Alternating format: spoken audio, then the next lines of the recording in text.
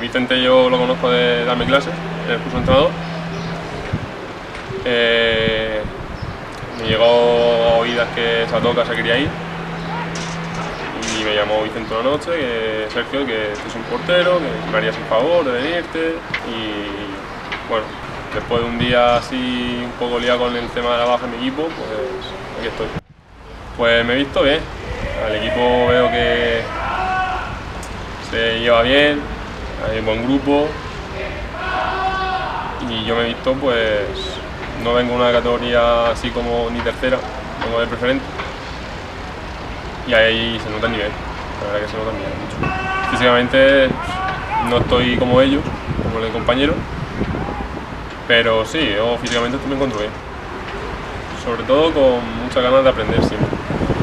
Me gustaría aprender todo lo que pueda. Este año con Carlos me gustaría aprender bastante. Sí, cuando me llamó Vicente me comentó un poco el tema, yo ya había escuchado por temas de las redes sociales, cómo estaba el tema, pero bueno, yo me he venido aquí porque con Tiñé yo he escuchado que siempre ha tenido buena historia, el año pasado se quedaron bien clasificados. Y vi una oportunidad muy buena, la verdad.